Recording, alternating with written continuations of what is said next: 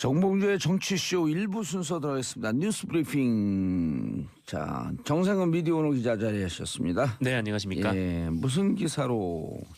좀 잼난 기사로. 자, 여러분들께서도 정치자 여러분들께서도 함께해 주시기 바라겠습니다. 샵 1035. 짧은 문자 50원, 긴 문자 100원. 샵 1035. 자, 정혜영님 지금 아이 어린이집 보내고 오는 길인데 정말 칼바람이네요. 감기 조심하시고 오늘도 잼난 방송 부탁드립니다. 전혜원님 유튜브로 듣다 오늘 회원가입했어요. 매일 출석할게요. 감사합니다. 아, 밖에 진짜 칼바람 장난 아니더라고요. 그래요? 네. 예.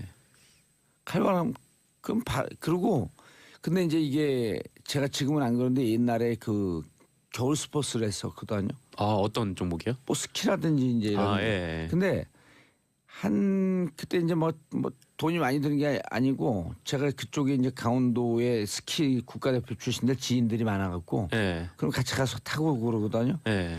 한겨울에 5번을 갔다 오잖아요. 네. 1년 내내 감기가 안 걸려. 아, 진짜요? 찬바람 맞으면서 운동하는 게 그렇게 좋은 거예요 몸에. 태어나서 딱 한 번 스키를 타봤는데 근데 그날 스키 이후로 타면 안 돼요. 몸에 알이 배겨가지고. 그리고 이 몸이 지금 약간 그 체중이 있잖아요. 체중을 이렇게 지탱하는데 무릎의 관절에 위험해서 좀 살을 빼면서 운동을 해줘야 돼요. 예. 저 같은 은근히 무릎 관절에 무리가 많이 가요. 이런 큰 몸이 넘어지니까 사람들이 다 쳐다보더라고요. 그때 한번 그 지축이 울린 적이 있었는데 그때 정상 기사가 넘어져. 근데 진도가 얼마나 나는지 조사를 안 네. 해봤는데. 자, 그렇습니다. 첫 번째 뉴스. 네, 우병우 전 청와대 민정수석이 검찰에 비공개로 소환됐습니다.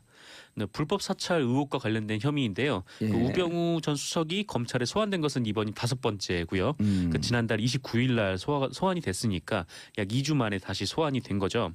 네, 이번 소환은 서울중앙지검 국정원 수사팀이 주도를 했고요.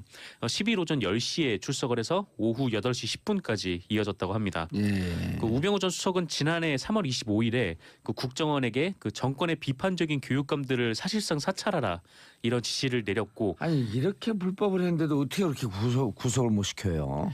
그러니까 일전에 한번 구속영장을 청구를 한 적이 있었는데 뭐 다들 예. 기억하시겠지만 검찰이 이게 구속이 거의 될 법한 이런 핵심적인 그 정황들을 다 빼고 구속영장을 신청을 했다는 사실이 뒤늦게 드러났었잖아요. 그렇죠. 네, 그때 한번 논란이 좀 됐었는데. 특검에서 자료를 검찰 특수본에 검찰에 넘기면서 네. 이제는 이렇게까지 얘기했어요. 100% 구속이 확실시된다. 박영수 특별검사가 직접 그렇게 얘기를 그렇죠. 했었죠. 박영수 특별검사가 그 네. 70일 조사하고 30일 더 연장해달라는 거 연장 안 해주고 네. 황교안 총리가 그러면 검찰에 넘기면서 100% 구속이다. 그렇게 얘기를 했었죠. 그렇게 근데 얘기했는데 구속이 안 됐죠. 특검에서 구속영장 신청할 때보다도 장수도 줄고 네. 한 30장 신청했는데 그때는 한 10몇 장 신청했다는 거 아니에요? 네. 핵심 사항은 다 빼고. 그래서 이제 부실 영장 청구다 이런 비판이 있었는데 이번에는 과연 빠져나갈 수 있을지 한번 봐야 될 것 같습니다. 이게 지금 그 받고 있는 그런 혐의가 네. 근데 그때 그 교육감들을 사실상 사찰하라는 지시 또 그리고 그 김대중 정부에서 환경부 장관을 지냈던 김명자 씨가 그 한국과학기술단체 총연합회 신임 회장으로 네. 당선이 되자 사설단체 아니에요 그게. 네, 그렇죠. 네. 이 연합회에 소속된 80여 개 단체 회원들의 정치 성향을 국정원을 시켜서 조사를 조사해라. 했던 과학계 블랙리스트 작성 혐의도 받고 있어서 아, 요거는 중범죄죠. 그래서 아마 이번에는 뭐 구속이 될지 뭐 사람들이 많이 관심을 갖고 있는 것 같은데 어떤 결과가 날지 좀 더 지켜봐야 될 것 같습니다. 이렇게 해서 이번에 구속영장 청구했는데 또 영장 기각되거나 그러면은 지금 대법원장 누구죠? 김명수 대법원장인가요? 네.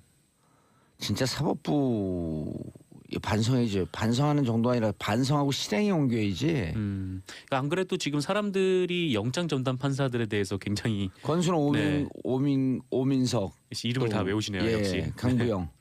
굉장히 좀 두 분. 불신을 가지고 있는 상황이기 때문에 올해 2월에 임명됐잖아요. 올해 2월에 임명될 때 다 그 의심의 눈초리를 받잖아요. 지금 네. 이 촛불 정국에 그때 법원의 정기 인사 시즌인데 네. 촛불 정국이기 때문에 인사 안 했거든요.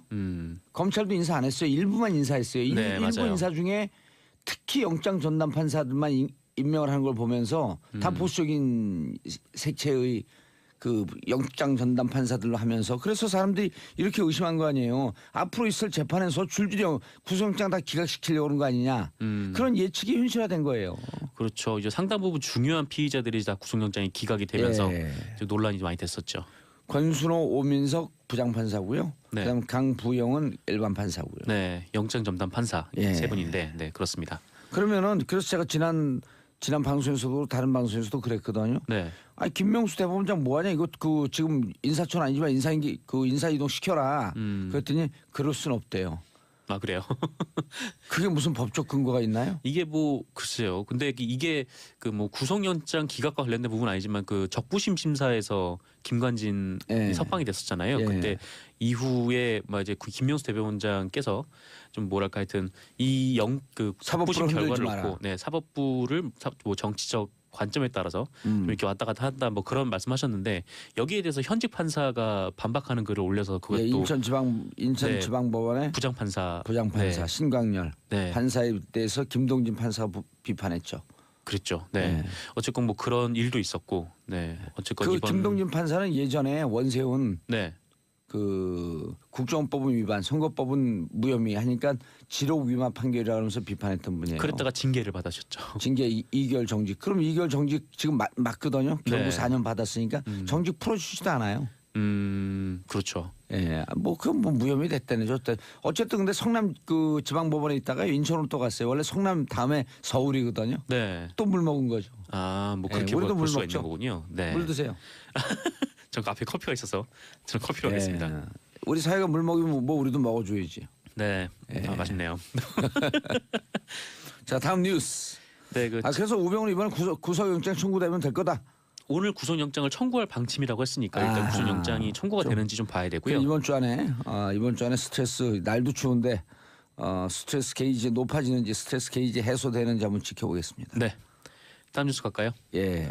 네, 그 제프리 펠프먼 유엔 정무 담당 사무차장이 북한의 대화 채널을 열어야 한다 이렇게 촉구를 했습니다. 그 제프리 펠프먼 사무차장은 지난 5일 방북을 해서 9일까지 머물렀었는데요. 이 기간 중에 그 리용호 북한 외무상과 박명국 외무성 부장을 만났다고 합니다. 북한과 유엔 양측은 그 한반도 문제가 세계에서 가장 긴장되고 또 위험한 평화 안보 문제라는 점에 공감을 했다. 뭐 이렇게 얘기가 나왔는데요. 그 일본 언론에 따르면은 펠프먼 차장이 북한에 핵 미사일 개발을 중단해 줄 것을 요청을 했다고 하는데 이에 대해서는 별다른 합의점을 찾지 못했다 이런 해석도 나오고 있고요. 하지만 그 북한은 유엔과의 접촉을 정례화하기로 했다. 라고 발표를 했습니다. 이건 그 조선중앙통신에서 나온 말이니까 네, 이거는 좀 사실 가까울 텐데요. 네, 어쨌건 유엔과의 대화를 정례화하고 또 공화국과 유엔은 앞으로 모임을 정례화하기로 했습니다. 또 비슷한데요. 네, 어쨌건 그렇습니다. 위대한 존엄 북조선은 북조선이라 안 그러죠 거기서는 공화국이라 그러죠. 공화국이라고 하죠. 공화국과 유엔은 네, 앞으로 방송이 점점 더 위험해지는 것 같은 느낌이 드네요. 모임을 정리하기로 하고 한반도 평화 체제를 안정화시키기로 네. 합의하였습니다. 뒷얘기는 하진 않았는데요. 네. 근데 뒷얘기의 가능성은 좀 높아진 상황이라고 보시면 될 것 같습니다. 평화 체제 정착시킨다는데 뭐 장윤석 기자 커피만 마시고 있고. 근데 하여튼 북한은 뭐 유엔과 접촉을 정례화하기로 하면서 뭐 북해 그 유엔 사무차장이 또 이 대화를 모색해야 한다고 예. 했으니까 또 분위기는 좋은 모양이고요. 또 최근에 또 김정은이 그 영하 26도의 추위에 예. 네, 백두산 천지에 올라갔다는 오. 그런 보도도 나왔습니다. 그거 이거 뚱뚱해서 좀 위험한데.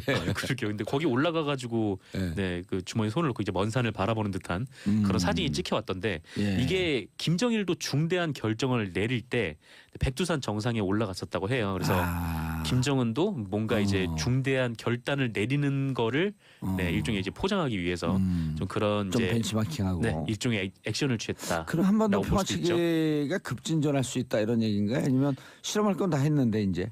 그렇죠. 이제 사실 이제 북한에서는 뭐 핵 무력이 완성이 됐다라고 했기 예. 때문에 뭐 이 이상의 실험은 하지 않을 것 같고 이제 좀 대화로 아니 남아 국면을 있는 건 이제 전환하려고 한 거 아닌가. SLBM. 콜드 런칭 SLBM 실험이 한두 번 남아 있을 거다라고 전문가들은 예측을 하더라고요. 네, 그 최근 뭐 거의 그것과 관련해서 북한에서 동향이 좀 있다라는 보도도 그렇죠. 나왔었는데요. 심포항에 무슨 잠수함이 움직인다 어쩌고 저쩌고 하는. 네, 뭐 어쨌건 이게 그 북한 핵 문제가 이렇게 좀 대화로 풀어 나가게 되면 예. 네, 좀 기대가 될 것 같습니다. 그럼 우리 방송도 할 얘기가 많아지죠. 네. 자, 다음 뉴스요. 네, 2012년 대선을 사흘 앞두고 서울지방경찰청이 그 국가정보원 대선 개입 사건 수사 중간 결과를 발표를 했는데 예. 이 발표 자료도 국정원에 미리 흘러 들어갔다라는 미리 보도입니다. 보고 했다는 거 아니에요? 사실상 그렇게 볼 수밖에 없는 문제인 거죠. 아니, 국정원에 대해서 이런 거예요. 누구 그 강도 용의자에 대해서 발표하면서 그 용의자에게 네. 발표문을 미리 보내주는 거예요. 그렇죠. 용의자에게 혐의 없다. 그렇죠. 혐의 없다라는 거를 예. 미리 알려줬고 그렇게 친절한 경찰이었었나요? 네, 기다렸다는 듯이 그 강도 혐의자가 예. 우리 혐의 없었다 이렇게 라고 몇 시간 만에 발표를 했었죠. 예. 네, 어쨌든 그렇습니다. 다들 짐작은 하고 계셨지만 검찰 수사 결과 이런 문건을 좀 입수를 한 것 같은데요. 이게 한겨레 단독 보도입니다. 서영지 기자의 네네. 서영지 기자가 한겨레 그 법조팀의 에이스가 됐어요. 어느 날 갑자기. 네, 법조에서 굉장히 오래 예. 지금 취재를 하고 계신 걸로 알고 있는데. 예, 상명대학교에서 영화 연출을 전공한 분입니다. 네. 독특하죠. 독특하네요. 영화 연출. 영화 네. 연출을 전공하고 기사 쓰는 게 더 재밌다. 그리고 법조하고 정치부는 또 에이스 아니에요. 그렇죠. 이제 예. 법조나 뭐 그쪽은 네. 법조하고 정치가 있을 때 그 법조에 가고 지금 한 3, 4년 됐는데 2, 3년인가요? 됐는데 뭐 날마다 특종이에요 요즘. 네, 단독 보도도 많이 하시고. 근데 그렇습니다. 안타까운 게 한겨레 신문이 많이 절독이 돼 갖고 네. 부수가 많이 떨어졌어요. 그런가요? 예. 네. 알겠습니다. 제가 뭐랄까 하여튼 좀 이거를 좀 설명을 드리면 그 검찰이 확보를 한 자료에는 그러니까 경찰의 디지털 증거 분석 결과 국정원 직원의 김하영 씨의 그 문재인 박근혜 후보에 대한 비방 지지 댓글이 발견되지 않았다는 내용의 그 내장 분량의 그 중간 수사 결과가 고스란히 들어가 있는 문건을 국정원에서 찾아낸 것 같은데요. 이게 그 경찰의 수사 결과기 발표하기 몇 시간 전에 국정원이 이미 팩스로 이 자료를 받았다라는 겁니다. 참 이런 경찰을 믿고 이런 국정원을 믿고 세금을 내고 있었으니 우리가. 네, 심지어 이 사건을 수사했던 수서경찰서보다 국정원이 먼저 받았다고 해요. 그렇게 보면은 이제 서울청에서 이 자료를 흘린 건데 이 자료를 빼돌린 사람은 김병찬, 김병찬, 당시 서울청 수사 2계장, 예. 현재 용산 경찰서장이고요. 예. 지금 그 공소시효가 이틀 남았죠. 내일입니다. 내일이면 공소시효가 끝나요. 그래서 불구속 기소 의견으로. 네, 불구속 기소 의견으로 그 검찰은 이제 기소를 불구속 했고요. 기소하겠다 이렇게 했죠. 네, 아마 오늘 중으로 기소를 할 것 같은데 이게 공무상 비밀누설죄이기 때문에 그 공소시효가 이제 내일이면 끝나게 되는 거죠. 어쨌건 김 계장은 이렇게 뭐 수사 결과를 알려주는 것뿐만 아니라 그 국정원에 그 우리가 이제 경찰에서 그 내 검색 단어 3-4개만 추려서 수사를 하기로 했다. 뭐 이런 얘기도 수사 방침까지 전해줬다고 해요.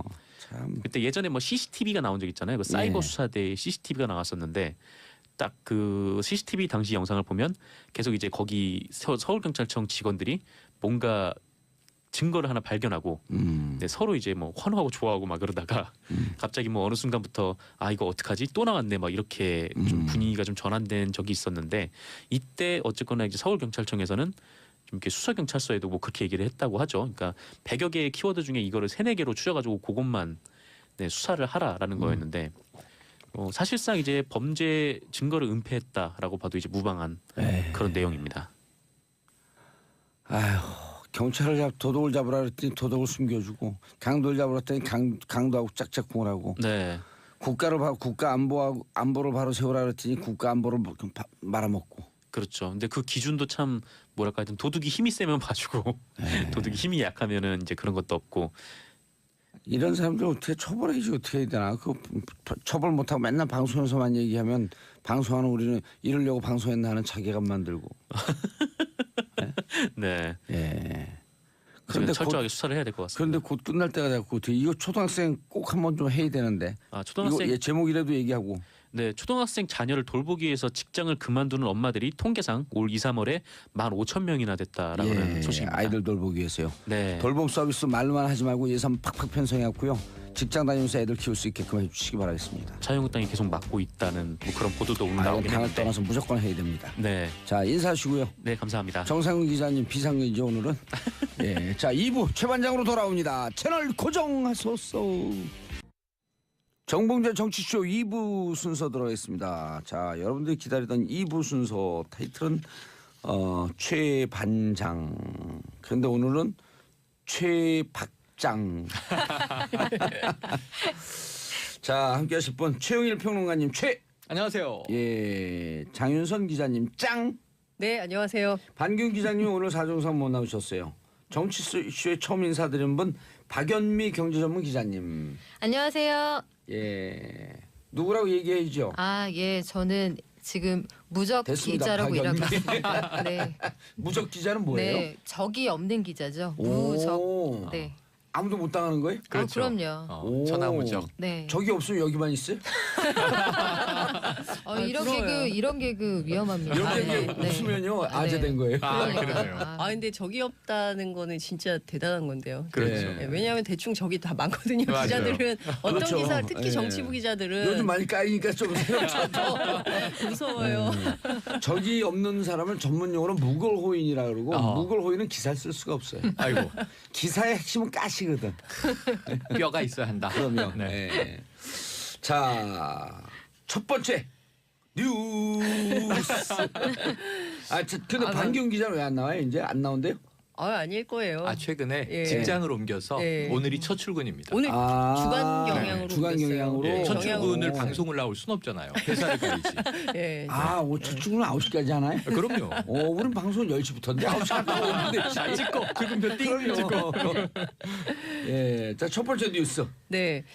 아마 어제 예. 깜짝 놀라셨을 텐데요. 박지원 국민의당 의원이 목포 예. 김대중 노벨 평화상 기념관 앞에서 열렸던 제1회 김대중 마라톤 대회에 참석했다가 예. 60대 여성으로부터 계란을 맞았습니다. 네. 달걀 세례를 맞았는데요. 이분이 광주 안철수 연대 팬클럽 회장으로 확인이 됐는데요. 어제 하루 종일 뉴스토픽에 계란 맞은 박지원 이게 이제 상위권에 계속 올라 있었습니다. 어제 이제 현장에 가 있었던 분들하고 제가 쭉 전화를 해서 취재를 했는데요. 바로 옆에 김홍걸 민주당 국민통합위원장 옆에 있었어요. 제가 여쭤봤더니 갑자기 퍽 소리가 나가지고 너무 놀랐다는 거예요. 근데 이제 봤더니 박지원 의원이 계란을 맞았더라. 근데 예. 너무 놀란 것은 어떻게 그렇게 명중할 수 있었을까? 그러게요. 너무 놀랐다. 어깨에 이제 맞고 얼굴에 튀었습니다. 그러니까요. 너무 놀랐다. 뭐 이런 얘기를 하는데 제가 국민의당 내부를 좀 쭉 취재를 했더니 원래 그날 깽판 친다 이런 소문이 있었대요. 그러니까 이미 이것은 파다하게. 우발적으로 사고가 난 것이 아니라 계획됐을 가능성이 있다. 이렇게 이제 국민의당 내부에서 제가 내부 취재를 한 겁니다. 그 내부에서 이제 그런 얘기가 나오고 있고요.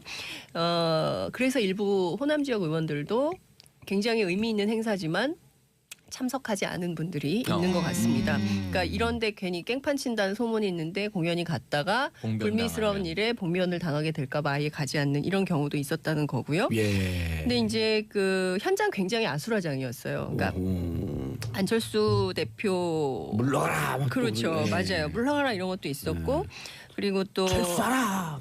간신배 안철수 간신배 간신배에서 물러가라. 찌찌뽕 하셔야죠. 분이 코러스로 하시네. 띠띠뽕 그랬고 그리고 이제 뭐 이런 거죠. 김대중 비자금 논란. 그러니까 이를테면은 그 100억 조금 이따 얘기를 하겠지만 그 CD 논란 때문에 뭐 그런 거 폭로했고 여기가 어디라고 감히 여길 와. 뭐 이제 이런 분위기였었던 거예요. 이제 그런 얘기가 되니까 이제 또 일각에서 박지원 물러나라 하면서 이제 계란을 투척하는 이런 상황이었습니다. 그러니까 친한 반한 간에 양측 간에 상당한 감정 싸움이 됐었던 상황인데요. 제가 어제 박지원 대표한테 카톡을 보냈어요. 괜찮으시냐고. 그랬더니 좋습니다. 이렇게 오면서 제가 소인배니까 대인배한테는 져야죠. 이렇게 얘기를 했는데 그러니까 목포 지역이기 때문에 목포 지역이고 본인이 목포 지역구의 국회의원이기 때문에 그 다른 분들은 다 초대된 손님이라고 생각하시는 것 같아요. 그래서 오히려 자기가 맞아서 이 상황이 마무리되는 게 낫지 오히려 손님이 맞았으면 안철수 대표가 맞았으면 어떻게 됐겠냐. 오히려 그게 더 큰 문제가 될 수 있다. 차라리 내가 맞은 게 낫다. 이제 이렇게 넘기는 어제도 첫 번째 워딩이 내가 맞아서 다행이다. 그렇습니다. 이렇게 예, 얘기했어요. 그렇게 얘기를 했어요. 그러니까 그래서 어제 박지원 대표 호감도가 급상승했어요. 맞아요. 초연하게 네, 되었습니다. 굉장히 어제 대응을 그러니까 네. 정말 오래 정치한 정치 예. 구단답게 이제 행동을 한 건데 안철수 대표도 완주했어요. 그 와중에 5km를 부인 김미경 교수하고 같이 5km를 다 뛰고 완주를 했는데 우린 그 5km는요 쪽발로 뛰어도 완주예요. 오 정말요. 깽깽이 발이 잘하죠. 깽깽이 발.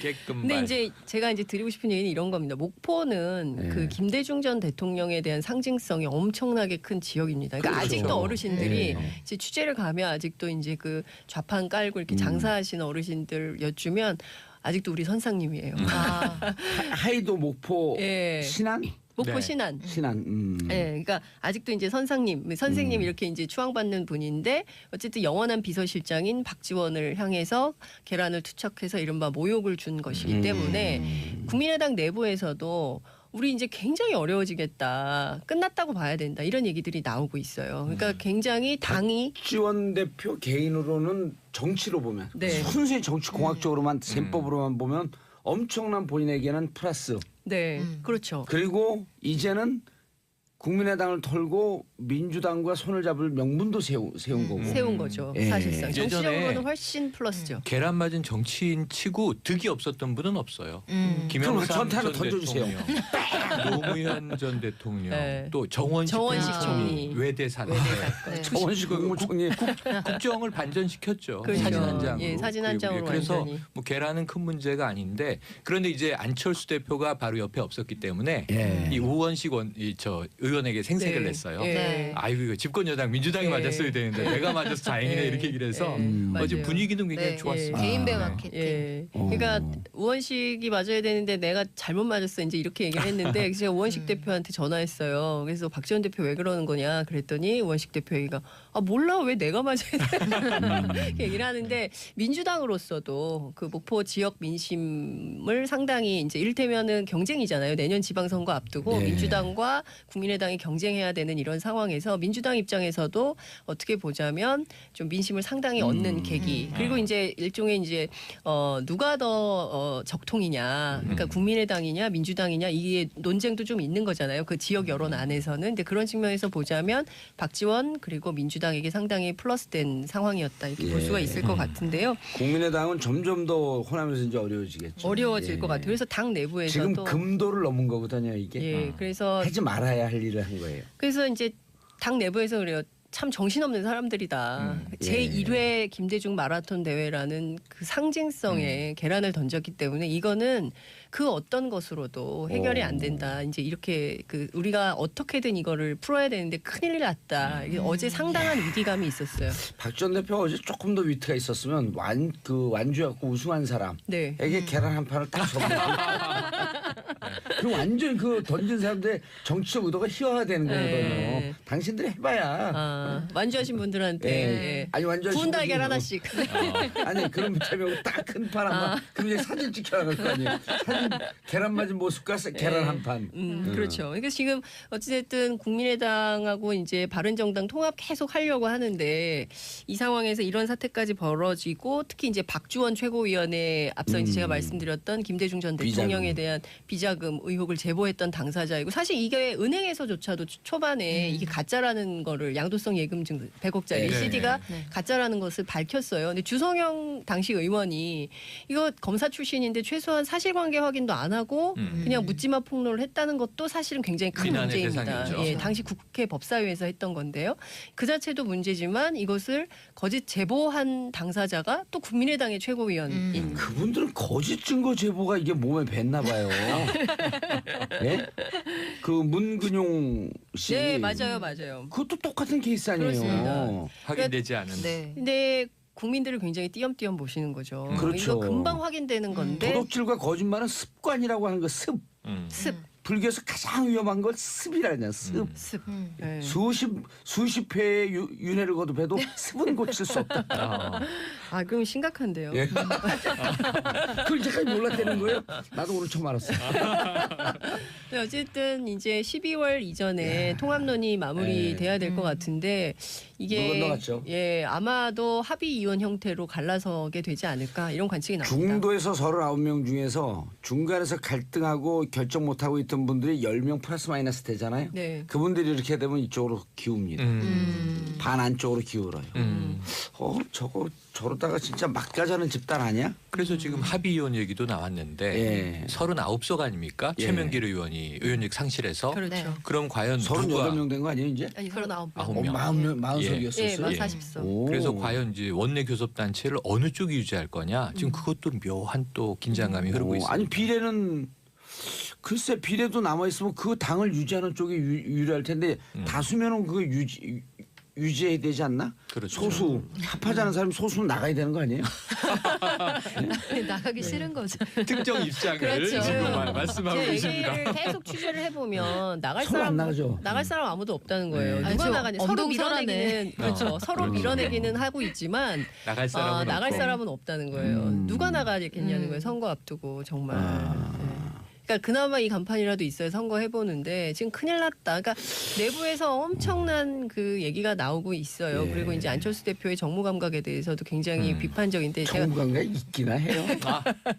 아니 그 저한테 물어보시면 아니 본인들이 있기나 한 거를 인정을 해요? 아니 없다고 보는 거죠. 예. 그러니까 무슨 얘기냐면 박지원 최고위원 관련해서 제 내밀한 얘기를 취재를 해봤더니 당시에 뭐 진상 조사를 해야 된다는 식으로 얘기를 했다는 거예요 안철수 대표가. 그런데 당 내부에서 지금 무슨 진상 조사는 무슨 진상 조사냐 당장 당원권 정지하고 그리고 누구요? 박지원에 대해서? 박지원 최고위원에 대해서 그리고 이제 최고위원 사퇴시키고 그다음에 징계위원회를 열어야 된다. 이거 진상조사위원회 할 일이 아니다. 너무 정무 감각이 없는 거 아니냐라는 시정탑 얘기가 백지장의 진상조사위원회 하면요. 예, 그러면 그 진상조사 하는 기간에 얼마나 많은 언론의 기사가 예. 쏟아지겠습니까? 이거는 당을 스스로 참고로 참, 이렇게 방법을 알려줘요. 이건 선징계 네. 후 재심 청구하게 되면 소리 소문 없이 재심하는 거예요. 하면서 네. 뒷조사 해보는 거예요. 뒤에. 네, 하여튼 이제 그 정도로 감각이 없다라고 당 내부의 고위 관계자들이 우려를 하더군요.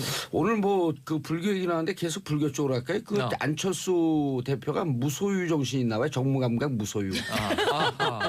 법정 스님의 무소유에 대한 책을 많이 읽으셨나? 예. 그리고 그 국민의당은 주제가를 하나 만들어주죠 노래. 네. 나 가거든. 서로 안 나가려니까 나가거든.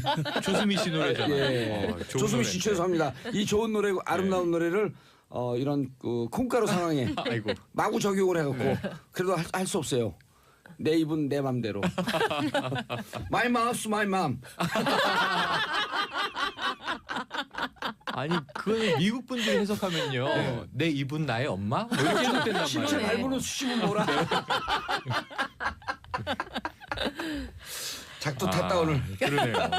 자 다음 이슈 최근 평론가님. 주말에 네. 의사들이 거리 집회를 열었다? 어제 오후에 제가 광화문에 나갔습니다. 예, 좀 더 뭐, 추울 때 예. 열라 그러시죠. 그러니까 어제는 푹 했어요. 예. 오늘에 비하면. 오늘은 확 추워졌고요. 내일은 12도니까 내일 하시라 네네. 그러죠. 그 대신 어제 오전 이 기상으로 보면 비가 좀 와서 네. 이게 시위 가능하겠는가 했는데 어제 많이 모였습니다. 그래서 저는 처음엔 의료인들 집회인지 모르고 그 촛불 1주년 기념 모임이 있는 건가 아니면 또 어떤 산별 노조의 이 집회인가 그런데 의료인이라서 좀 놀랐는데 예, 결국은 이제 이거죠. 문재인 케어 반대다. 문재인 케어가 의사들에게는 좋지 않다.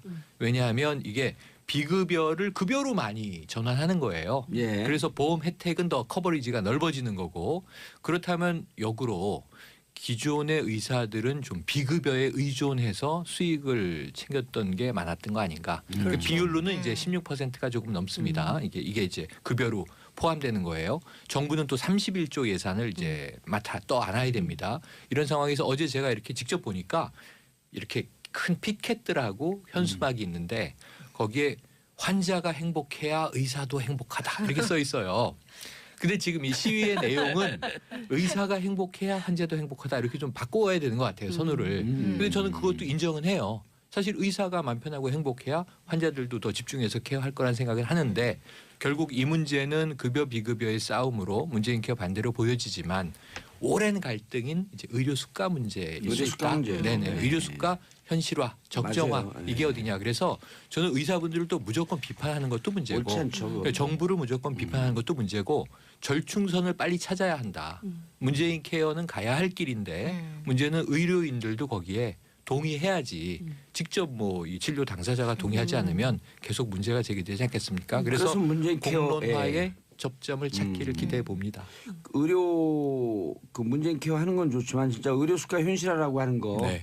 이거는 의논을 좀 해봐야 되거든요. 네, 네. 그러려면 이제 또 보험 재정 문제도 따져봐야 되고. 그렇습니다. 그 삼축을 갖고 잘 조정해 이제 한병도 그 정무수석이 잘 하셔야 될 것 같습니다. 아 듣고 계시나요? 아유 네. 정부가 해준다고 했어요. 네네네네. 의료수가 현실화를 단계적으로 예. 추진한다고 예. 해서 그거 해준다고 했는데 이제 못 참고 어제 나왔던 멘트 중에 되게 와닿았던 게 아주 직설적으로 이렇게 얘기를 하더라고요. 문재인 케어 하면 동네 의원 다 파산한다. 그러니까 우리를 패스하고 동네 의원 노룩 패싱하고 대학병원으로 직행한다 이 얘기예요. 그러니까 그 얘기를 너무 대놓고 하시니까 이해는 잘 되는데 약간 드럽기 민망하기도 아니, 했어요. 그래서 그렇게 네. 되나요? 지금 경제 전문 기자니까 그 가능성이 그럴 수 있죠. 왜냐하면 어르신들 특히 예. 이제 큰 병원 좋아하시잖아요. 그러니까 저희 같은 저처럼 어린애 키우고 이런 집들은 동네 병원 동네 가죠. 의원이 예. 가깝고 좋단 말이에요. 많이 안 기다리고. 그런데 일단 저희 할머니 할아버지만 해도 큰 병원 좋아하세요. 일단 어디가 아프다 큰 병원. 그런데 여기서 지금 동네 의사들이 걱정하는 거는 의료보험이 보장성을 강화하면 큰 병원에 좀 더 부담 없이 갈 수 있게 되잖아요. 그리고 여러 가지 검사 이런 것들도 급여가 늘어나면 기계를 갖춘 큰 병원에 갈 거다. 그러면 예. 우리 건널뛰지 않겠느냐 이 걱정을 하는 1차, 거죠. 2차, 3차 병원에 그런 관계도 있잖아요. 그렇죠. 그렇죠. 예. 지금은 여기 들렸다가 여기에서 넘기면 또 더 큰 병원, 더 큰 병원 이렇게 가게 되는데 요 단계를 좀 넘어서지 않을까 이런 걱정들을 하고 그걸 있는 넘었으면 거예요. 그 큰 병원에서 안 받아야 되는 거 아니에요? 근데 원칙적으로는? 현실적으로는 받아요. 그러니까 동네 의원을 먼저 들렸다가 뭐 의뢰서 이런 걸 받아서 가게 돼 있는데 현실적으로는 받아주는 병원들이 사실 많아요. 어쨌든 그런 걸 영업이니까. 받아주는 것을 지금 규정 위반이니까 그런 걸 잘 관리 감독하고 수가 현실화하고 근데 그게 가름말을 타기가 되게 애매해요. 왜냐하면 요 병은 중해서 당장 가야 되는 병이고 예. 요 병은 그게 잘 의원에서 구분이 안 해결될 수 된다. 있고 요게 그러니까 병이라는 게 진행 단계가 있기 때문에 간발의 차로 넘어가거든요 정도가. 그래서 그게 좀 쉽지 않습니다 사실. 저는 문재인 케어의 방향이 굉장히 옳다고 생각하는데요. 옳죠. 예. 옳고 그 방향으로 가야 되고 예. 그리고 이제 수가 조정을 해야 되는데 의사들 입장에서 보자면 이제 특진료 같은 게 굉장히 큰 모양이더라고요. 근데 이제 그 특진료 같은 것을 만약에 없애거나 뭐 일반화하거나 이러면 의사들 내부에서는 그게 이제 뭐 좀 이렇게 논란거리가 되는 모양이에요. 그래서 제가 보기에는 이제 그런 것들을 정부가 현실적으로 조정해줄 필요 이런 거는 있다. 근데 큰 틀에서는 그게 이제 수가 문제라고 볼 수가 있을 것 같고요. 대학병원에서도 특진료 같은 경우가 이제 이렇게 되면 점차 현실화되지 않아요? 예, 그렇죠. 그러니까 이제 그런 문제들을 좀 해결할 필요는 있을 것 같고 저는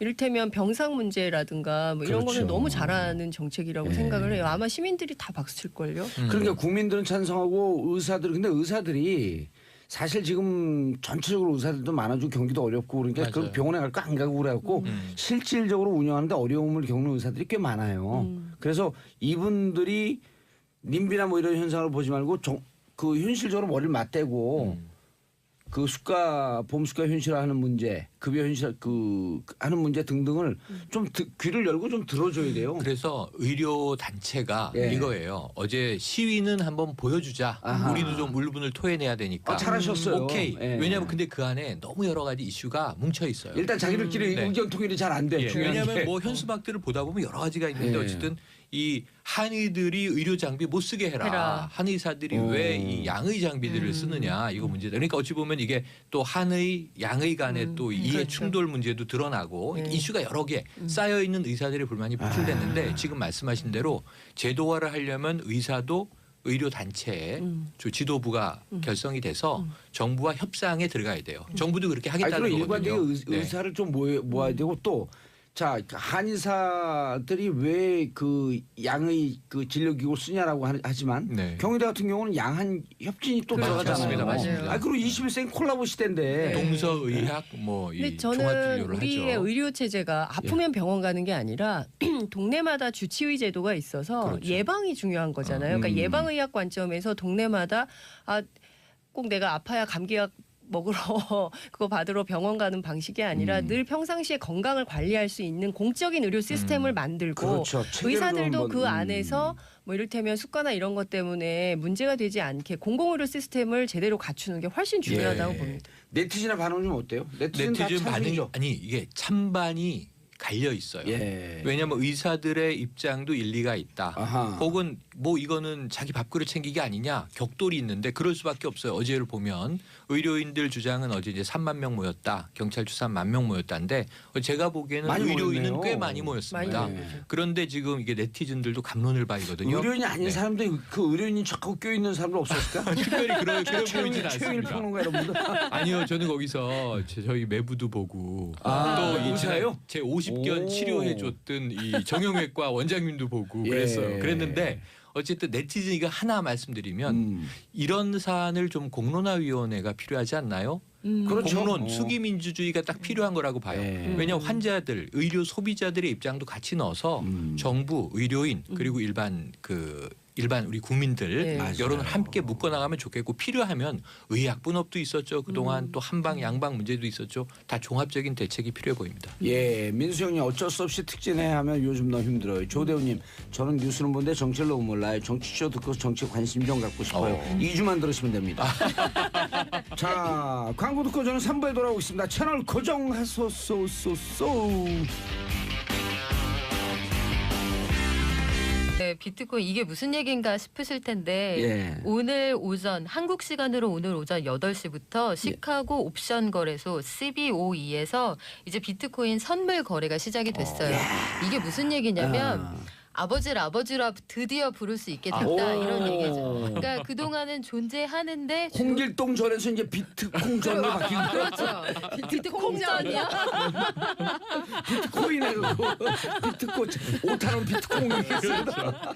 그래서 이게 있는데 예. 존재하는데 존재하지 않았단 말이에요. 그동안 시장에서는. 유령화. 예. 그런데 이게 이제 정말로 제도권으로 들어온 거예요. 마치 우리가 개고기를 먹는 게 불법이잖아요. 예. 식용으로. 하지만 우린 먹고 있단 말이죠. 그거랑 비슷한 거예요. 이제 개고기가 합법적으로 그 농축산 이 법망 안으로 들어왔다 뭐 이런 상황인 그래서 이제 건데요. 거래되는데 이제 그 우리 그 반려견을 키우는 분들한테 좀 기분 나쁘지만 어쨌든 이해는 되네. 그렇죠. 그래서 네. 우린 먹고 있다 그러시면 안 되고 우리 네. 중에 누군가는 먹고 있다. 뭐 네. 제가 먹는다고 했나요? 아니 그런 분들도 드실 것 같아. 계신다. 제가 이렇게 들었네요. 하는데 현실적으로 존재는 하는데 인정하지 않고 있었다가. 그렇죠. 근데 이제 인정하는 거예요. 그래, 너희들 아버지를 아버지라고 불러라. 이게 오늘 오전 8시부터 시작이 됐는데요. 거래 시작 후 7분 만에 1월 인도분 120계약이 체결이 됐어요. 이래서 120?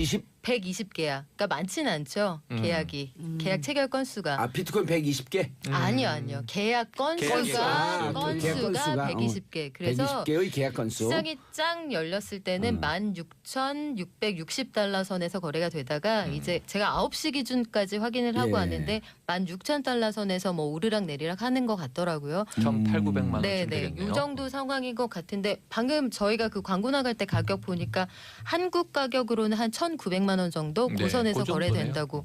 그러면 이게 그 개장하기 하루 전 거래 가격보다는 약간 올라간 거예요. 올랐죠. 처음에는 그 선물 거래가 시작이 되면 이제 선물 거래에서 하락에 베팅하는 사람들이 많아질 경우에는 전반적으로 시장 거래가가 떨어질 수 있다는 우려가 하나 있었고 예. 우리 정부가 요거 요대로 두고 보면 안 되겠네 이런 분위기가 유사히 맞아요. 형성이 돼 있어서 규제설. 청와대에서도 글쎄 손 놓고 있으면 안 된다는 생각이 든다. 이게 익명의 고위 관계자 발로 말이 예. 나오고 이제 아마도 조만간 법무부 금융이 이렇게 다 모여서 어떻게 이걸 다룰 것인가에 대한 방안이 논의가 될 거예요. 뭐 예. 제도권으로 흡수할 건지 아니면 거래를 뭐 제한을 할 건지 자격을 제한할 건지 이런 얘기가 맞물리면서 거래가가 뭐 어제 하루 전에는 좀 많이 떨어지지 않을까 했는데 그거에 비해서는 시장 거래 가격 아직까지는 괜찮은 것 같습니다. 여기 지난 주말에 그 광풍이 불면서 네. 개당 2,500만 원까지 올랐다가 어제 1,450만 그렇죠. 원까지 떨어졌죠. 하루 사이에 40% 넘게 예, 하루 봅니다. 사이에 1,000만 원 가량이 네. 떨어진 거예요. 그리고 다시 시카고 선물 시장이 움직이면서 지금 현재가가 1,900만 원. 16,000달러니까 네. 1,900만 원. 맞아요. 우리나라 가하고 이제 우리나라 꽤 높았거든요. 네. 근데 이제 선물 시장이 형성이 되면서 미국 가격과 우리와 거의 균형을 맞춰지고 맞춰나가는. 그렇죠. 예. 커플링이 돼가는 거죠. 그래서 그렇죠. 이제 그 미국 제도권 시장에서 그래서 제도권에서 이걸 선물을 트레이딩을 하려면 이 존재가 좀 안정성을 확보해야 되잖아요. 맞아요. 해서 주식 시장처럼 단기에 너무 많은 폭의 등락이 이루어질 경우는 서킷 브레이커처럼 잠깐 거래를 중지시키는 중지하고. 그런 어허. 장치들도 도입을 하기로 했어요. 아, 그런데 비트코인에 대해서. 네, 비트코인에 그럼 대해서도. 안정화된다는 얘기네요. 그런데 이제 그건 좀 지켜봐야죠. 그런데 그 안정화라는 이게 선물 건. 옵션 시장에 네. 들어가면 변동성은 더 커져요.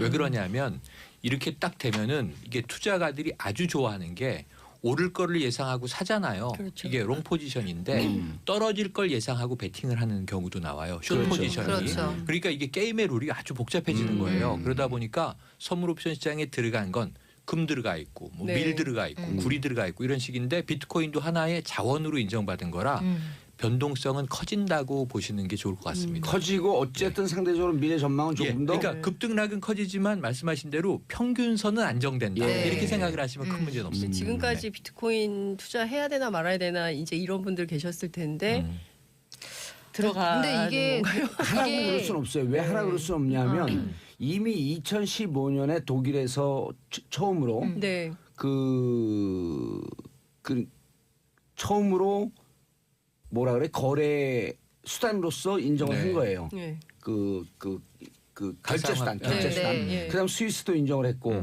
그리고 일본이 올해 4월에 인정을 했고, 네. 네. 그럼 미국은 거래 결제 수단으로 정부에서 공식적으로 인정하지 않았지만 비트코인으로 결제하는 업소들이 많이 늘었거든요. 늘었죠. 네. 그건 시장 자유를 맡기고 있으니까. 여행사에서도 결제가 가능하고 그렇죠. 지방세도 낼 수 있어요. 일본에서는. 미국에서는 일본에서. 네네. 일본이 아주 공격적으로 받아들여요. 네. 일본이. 그런데 우리는 오늘도 동아일보 사설을 봤더니 비트코인 광풍 어떻게 할 것이냐 규제해라 빨리. 근데 네. 그래서 제가 물어봤어요. 그 IT 무슨 협회 회장한테 네. 왜 우리 정부는 자꾸 규제 쪽으로 갑니까? 그랬더니 규제해야지 공무원들이 일이 생기죠. 네? 비트코인 규제 감독위원회 이런 게 생길 수 있잖아요. 예. 그러면 장관도 하나 더 생길 거고. 아니 그러니까 그분이 위원장은 생기겠네요. 저것도. 오중모인가 그분인데 네. 공무원들은요 자꾸 규제해야지 일이 생겨요. 아니 근데 본인은 기자할 거 아니에요. 누구요? 그 논설 쓴 사람은. 예. 그런데 이게 이제 그래서 우리도 이 부분에 대해서 규제라고 하는 말이 잘못된 건 아니지만 네. 왜 다른 나라가 이것을 수용하는 쪽으로 가는지 이런 것도 같이 봐줘야 되는데 지금은 또 그 금연시키듯이 네. 규제 쪽으로 하지 않으면 마치 이것은 반애국적 이런 분위기가 또 형성되고 있어요. 아, 그건 완전히 잘못된 거고요. 예. 규제라는 말은 맞는데 규제는 뭐냐면 지금 거래소가 이 신분이 불명확해요. 네. 미국에서는 이제 아버지라 부르게 됐다. 이게 이제 시장에 상장된 건데 문제 우리나라에선 거래소가 많이 있는데 이름이 거래소지 사실은 플랫폼들이란 말이에요. 제가 그렇죠. 그러니까 예. 여기에 대해서 정부가 내용을 심사를 해서 허가제든 인허가제든 등록제든 이것을 시행하지 않으면 사기 피해는 더 커져요. 맞아요. 그래서 그렇죠. 저렇게 하고 제도화해야 돼요. 제도화해서 여기에서 올 수 합법 있는 관리를 부작용 해야죠. 네. 합법적으로 관리하면서 오히려 시장은 활성화되고 피해자는 없게끔 하는 바탕을 좀 깔아주라 이런 얘기를 하는 건데 그리고 나머지는 유사수신 행위로 단속을 하든지 네. 사기는 단속을 엄격하게 해야지. 네. 그러니까 이게 규제 그러니까 all or nothing으로 예. 우리나라에서 비트코인 이제 안 되는 거야? 혹은 뭐 아무렇게나 해도 되는 거야? 이게 문제예요. 선을 딱 요즘 그 붙여야죠. 최영일 평론가님 바쁘세요? 네, 왜요? 아, 비트코인 그러니까 이게 요즘 암호화폐라잖아요. 아, 그렇죠. 암호화폐 관리위원회 위원장으로 임명해 아, 드릴게요. 저는 연구 중인데 그래서 꼭 이 비트코인 관련 경제 프로를 나가면 네. 끝에 앵커가 끝날 때 질문은 똑같아요. 사용 그래서 사용 사야 됩니까 말아야 말아야 그거 됩니까? 아마 그 얘기 해주면 안 돼요. 금융 전문가들이 다 그 얘기를 기피하는데 저는 말해줘요. 사세요. 왜냐하면 이게 투자하라는 게 아니고 지금부터 공부해두지 않으면 나중에 늦어요. 그래서 카지노에 가셨다고 생각하고 딱 오늘 내가 잃어도 괜찮을 만큼 액팅 게임 하잖아요. 예. 그럼 그 생각하시고 10만 원도 좋고 50만 원도 좋고 뭐 부자인 분들은 100만 원도 좋은데 딱 플레이했는데 내가 잃어도 아 술값 잃은 셈 치지 뭐 이렇게 생각하실 정도만 사서 한번 추이를 보세요. 공부하시란 말씀이에요. 이제 제가 보기에 이게- 오늘 최영합 예. 최평 최평론가님 때문에 많이 사셨거든요. 아니 그렇지 소액, 않아요. 왜냐면 지금도 소액. 많이들 알고 있고 예. 그리고 하고 이게 있고. 예. 4차 산업혁명의 그 원천 기술이라는 블록체인 기술이거든요. 네. 그렇죠. 그리고 사물과 사물끼리 거래가 되는 그 블록체인 기술이 선도적으로 지금 들어온 거예요. 그러니까 그 정도만 이해하시면 되는 네, 거지. 그리고 이더리움이든 예. 뭐 비트코인이든 아까 그럼요. 말씀하신 저말 너무 블록체인 투자 유도하는 기반의 쪽으로 가면 안 돼요. 우리 걸린다 그랬잖아요. 투자 유도하면 안 최평론가님. 되지. 학습 비용을 적절하게 쓰셔라. 예. 학원비? 아니 왜냐하면 저 학원 1비트코인이 했었잖아요. 1비트코인이 예. 2천만 원 내외 하니까 한입 사는데 2천만 원 아니에요. 예. 그러니까 이러면 삼성전자 한 주 살려면은 기백만 원 있어야 되잖아. 이거는 알겠습니다. 0.00001비트를 예. 사셔도 됩니다. 알겠습니다. 다음 이슈로 넘어가시죠. 자유한국당 소식 장윤성 기자님. 그 지난주에 갑자기 사랑은 하기 싫어진 것 같아요. 아니요 살충제 논란이 있었잖아요. 살충제요? 아니 예, 살충제 논란. 뭐냐면 서청원 의원의 부인이 홍준표 대표의 부인에게 선물을 한 거예요. 그 바퀴벌레 살충제. 왜 이 살충제를 선물했냐면 홍준표 대표가 계속 친박을 향해서 바퀴벌레 뭐 이렇게 비판을 했었어요. 그랬었죠. 그래서 예 그러면서 야, 이제 성산에 대해서 싸움이 부인들까지 넘어간 거예요 이제? 그렇죠. 싸움이 부인들까지 넘어갔는데 이게 안 옳으냐. 정치인들이 정치권 안에서 어떤 논쟁을 하는 것은 괜찮지만 네. 실제로 또 의원 사모님 모임 이런 거 있잖아요. 그런 모임을 통해서 이게 살충제를 건네면 이게 이제 무언의 압박인 거거든요. 서청원 의원 아시는 것처럼 8선입니다. 대한민국에서 8선 국회의원 한 분이 몇 분 안 되거든요. 그렇죠. 그 중에 한 분이 서청원 의원이고요. 8선이면 여러분 48에 32, 32년 32년 동안 국회의원 하고 있는 국회의원이었다. 거예요. 이게 어마어마한 아니, 거예요. 32년 아니고 1년 지났으니까 예. 이제 29년째. 그러니까 근 30년을 30년 들어가고 있어요. 한 세대를 국회의원을 하시는 분인 그렇죠. 거예요. 근데 이 분의 부인이 이런 살충제를 선물했다는 것 자체가 이제 정치권 안에서 굉장히 큰 화제가 되고 있는 건데요. 실제 그 총선 공천할 때가 되면 그 여의도 그 국회 출입하는 기자들 사이에서 그런 소문이 좀 돌아요. 서청원 의원 부인이 굉장히 세다며 이제 이런 소문이 도는데 그 자유한국당 안에서는 공천 받으려면 서청원 의원보다는 서청원 부인을 찾아가라 이런 소문도 있고 그랬었어요. 기자들 사이에서는. 근데 어쨌든 이것은 뭐 확인된 사실이 아니기 때문에 그렇다더라 이런 정도로 말씀을 좀 드린데 네. 문제는 찌라시 이런 통신이네요. 게 과연 옳은 것이냐에 대한 얘기는 좀 해볼 수 있는 것이죠. 이것은 팩트니까 실제로 이게 실화냐 뭐 이런 얘기도 있었어요. 정말 살충제를 건넸단 말이야. 뭐 이제 이런 얘기도 있었는데요. 제가 이 얘기를 꺼내는 이유는 아직도 자유한국당의 정치가 굉장히 좀 그 과거 네. 후진적인 거 아니냐 이제 이런 비판이 그래서 좀 나오고 있는 겁니다. 그 당의 원내대표는 누가 돼요? 원내대표는 지금 3파전인데요. 네. 그 친박의 홍문종 의원 네. 그리고 그 친홍의 김성태 의원 그리고 중도의 한선교 의원인데 홍문종 의원은 누구하고 단일화했지 않아요? 홍문종 의원은 지금 그 유기준 의원하고 단일화를 어제 했어요. 어제 유기준 의원이 불출마 선언을 하면서 홍문종 의원으로 이제 지지한다. 단일화하겠다, 예. 지지한다, 뭐 이제 이런 입장을 밝혔는데요. 근데 이제 몇 가지 포인트가 있는데 하나는 한성교 의원이 중립이냐. 과연 원조 친박 아니고 이거. 그렇죠. 제가 친박입니다. 공천 못 받고 친박 연대로 나왔던 분 아니에요? 아니요, 그러진 않았는데 이분이 친박임을 굉장히 그렇죠. 친박 연대로 나왔던 적이 있고 과거에. 그리고 그럼 예 과거에 됐어요. 그러고 됐고요. 그리고 그때 이제 서청원 의원이 친박 연대를 끌고 나가서 만든 당이 친박 연대죠. 근데 어쨌든 그래서 다시 통합을 한 건데 크게 따져 보면 친박 둘 대 친홍 뭐 이렇게 볼 수 있는 건데요. 여의도 내부에서는 이러니 저러니 해도 김성태 의원이 유력한 거 아니야라는 얘기가 나오고 있긴 합니다. 그런데 자유한국당 내부를 취재를 해보면 꼭 그렇지만은 기류가 않다. 복잡하죠. 왜냐하면 그리고 실제로 이제 그 홍준표 의원이 너무나 막말을 많이 했기 예. 때문에 그 홍준표 대표에 대한 이를테면 정서적 반발이 굉장히 많다는 거예요. 그리고 왜 저렇게 그 거친 언사를 해서 당 내부의 분란이 매우 심각한 것처럼 하느냐. 그래서 나경원 의원 같은 알겠습니다. 경우는 자행위를 하지 말자 뭐 이런 얘기도 합니다. 알겠습니다. 근데 요 예산 자유한국당 원내대표 전망은 또 그 사부의 최고의 전문가들. 그렇군요, 네. 그렇군요. 정두원, 정태근. 네, 그 맞네요, 얘기를 맞네요. 들어봐야죠. 그래서 네. 그만하세요. 알겠습니다. 네. 잘하셨어요. 바로 입을 다무시네요. 예. 자 다음 타워 크레인 사고. 이거 안타까운 사고입니다. 아, 지난 진짜 이거 9일이었습니다. 계속 터져요, 이게. 토요일 오후 1시가 좀 넘은 시간인데 용인에 있는 건설 현장에서 타워 크레인이 무너졌어요. 타워 크레인이 넘어졌는데 여기에 일하시는 노동자 7분이 계셨었기 때문에 75m에서 떨어진 거예요. 결국 3명이 사망을 하셨고 4명이 부상을. 그래서 사상자 7명. 그런데 이게 이제 왜 안타까운 사고냐면 산재죠. 이게 안전사고인데 한 달 전에 정부가 타워 크레인 사고가 너무 많다. 너무 종합 많아요. 대책을 내겠다 해서 대책을 낸 지 한 달 만에 또 대형 사고가 난 거고 이 사고 난 타워 크레인이 한 달 전에 검사를 받았어요. 그런데 뭐 부식 정도가 어떠냐, 용접은 뭐 안 뜯어졌냐, 그럼 이게 또 이 제대로 리벳들은 결합이 돼 있느냐 점검을 받았는데 합격 이렇게 된 겁니다. 아하. 그리고 한 달 만에 사고가 났으니까 도대체 제대로 관리 감독이 되고 있는 거냐, 노후화된 걸 너무 막 쓰고 있는 거 아니냐, 또는 안전 관리 안 되고 있는 거 아니냐. 일단은 여기에 다친 사망한 근로자들은 다 하청 노동자들입니다. 문제는 그거죠. 매번 네네 매번 네. 계속 그랬어요.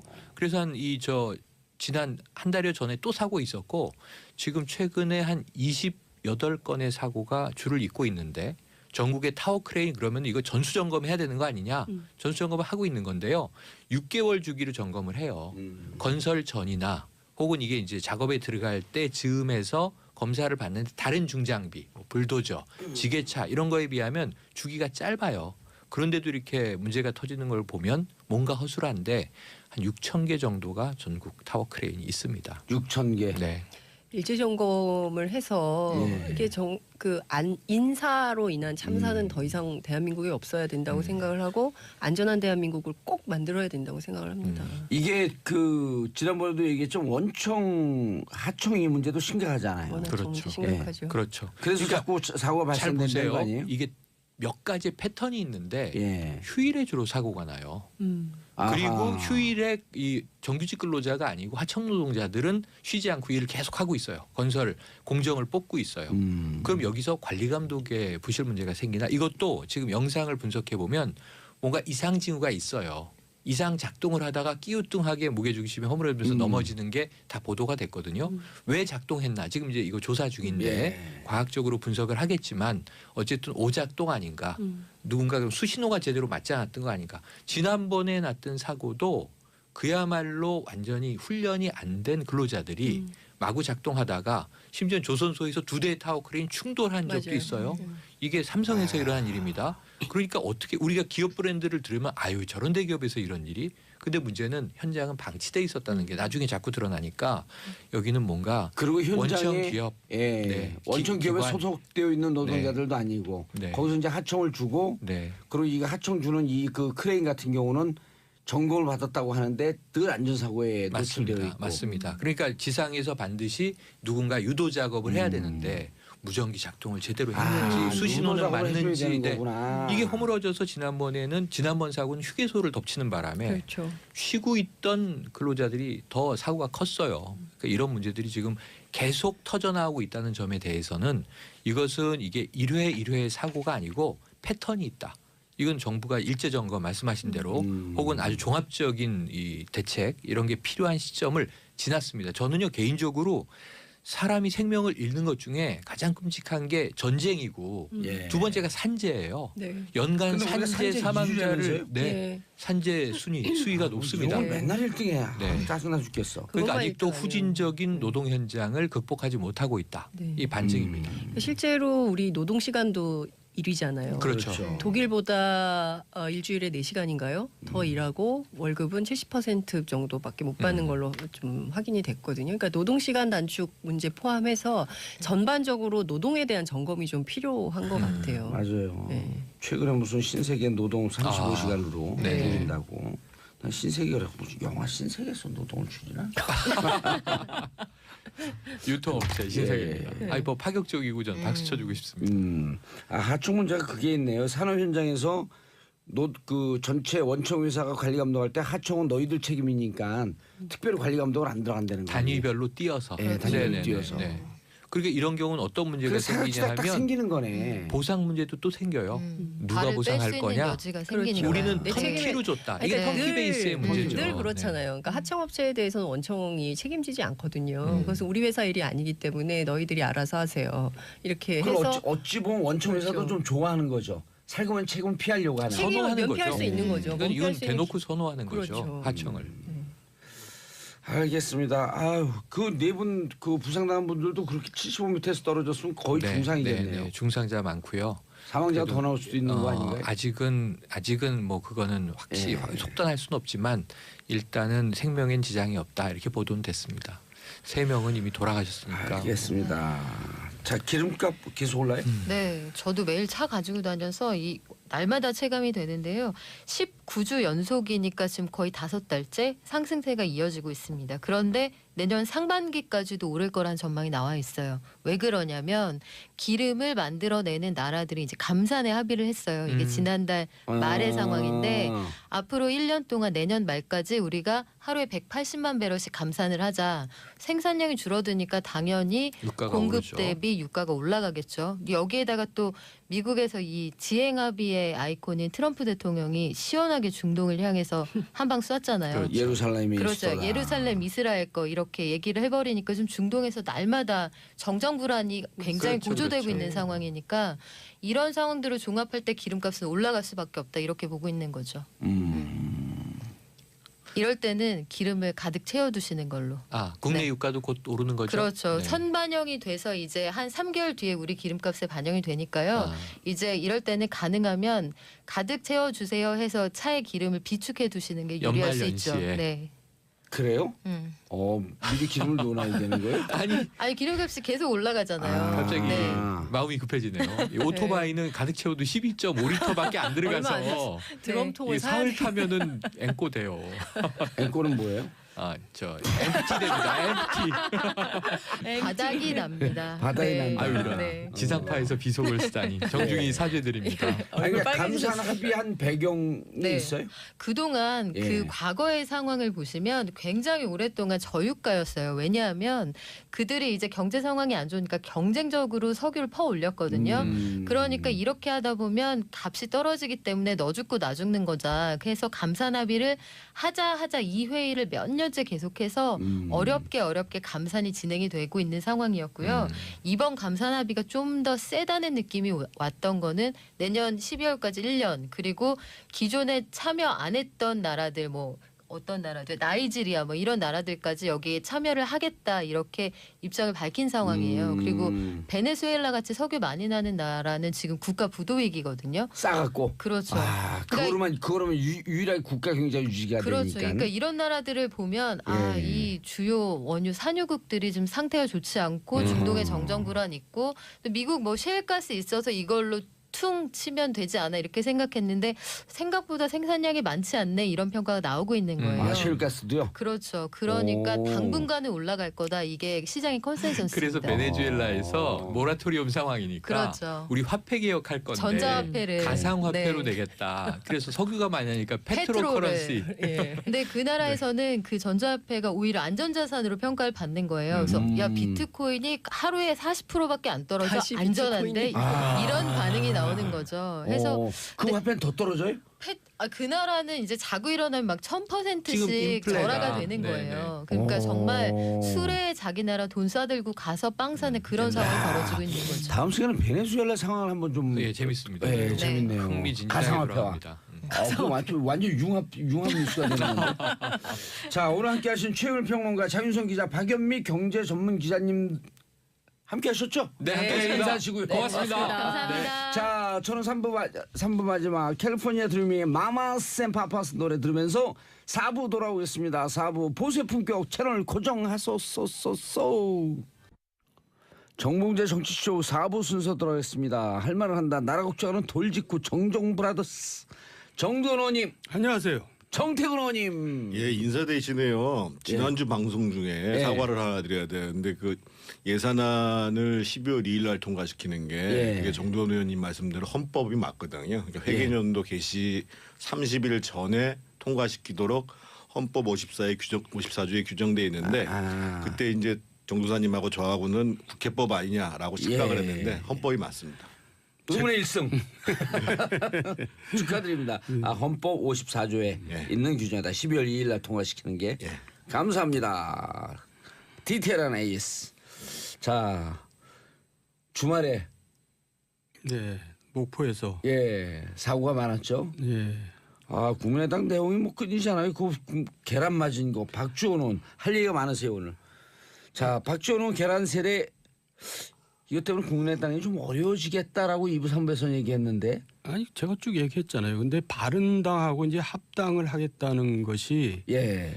이제 내용을 키우고 있는데 이제 이런 해프닝으로 나타난 거죠. 그래서 이제 이게 계속 갈 것이냐 아니면 안철수가 또 철수할 것이냐 이제 그 연말을 기준으로 기로에 쓸 겁니다. 근데 이제 안철수 입장에서는 또 철수하면 이제 정말 미래가 없어지는 거고 철수를 안 하면 당이 또 쪼개질 거고 해서 결국은 일부가 쪼개지면서 통합하지 않겠어요. 그래도 저 박지원 대표는 아주 의연하게 잘 대처를 잘 하더라고요. 예. 점수를 많이 딴 것 같죠.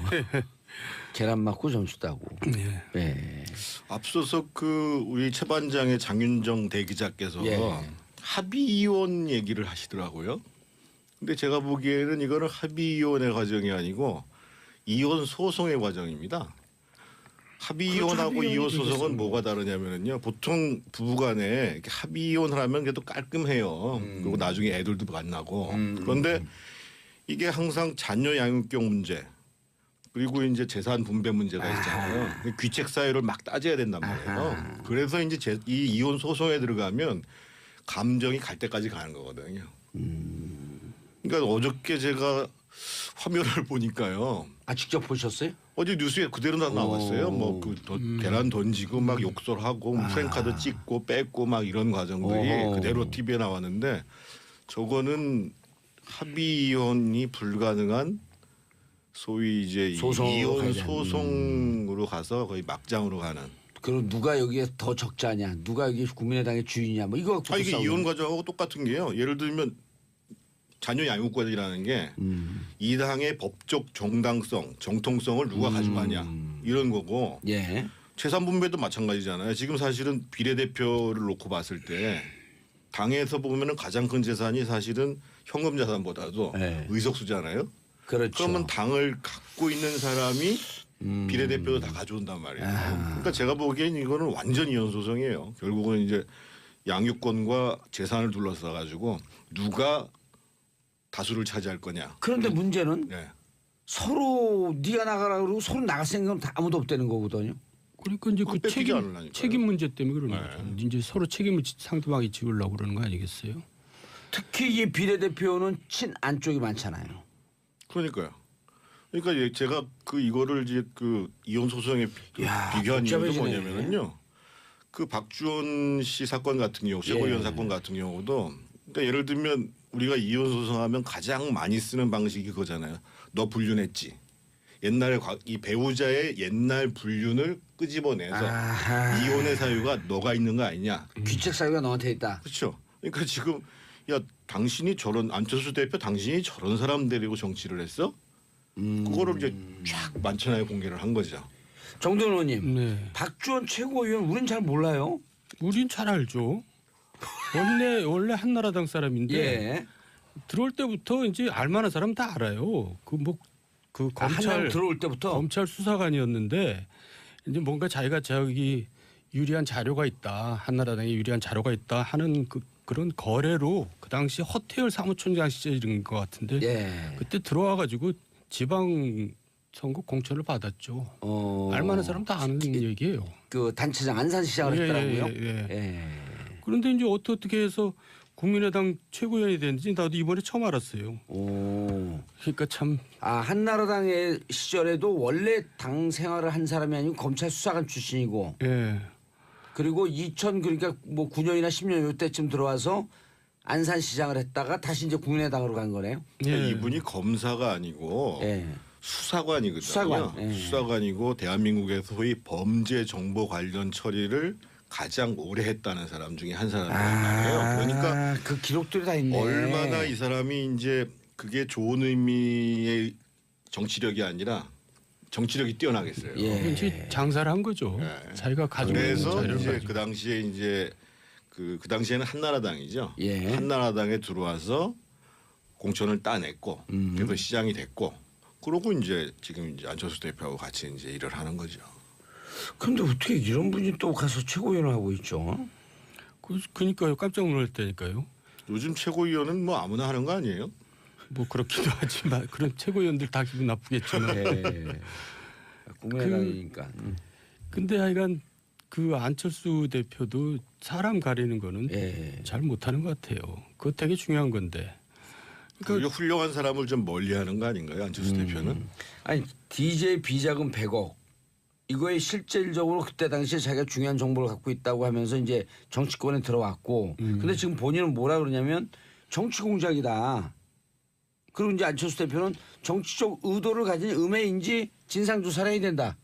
어떻게 보세요 이거는? 그러니까 우리들이 보기에는 다 웃기는 얘기. 우린 다 안 되니까요. 그 당시에 다 한나라당 웬만한 사람들은 다 알아요. 저 사람이 어떻게 해서 당에 들어왔고 어떻게 시장이 됐는지 다. 이 사실이 지금 시점에 드러나는 것과 관련해서는 사실은 밝혀져야 될 부분이 있긴 하죠. 이게 이제 제가 기억하기로는 주성영 그 전 의원께서 확신을 해가지고 예. 그 국회에서가 아니라요. 아까 이제 법사위에서 말씀하셨다는데 국회에서가 아니라 예. 그 라디오에서 얘기를 했어요.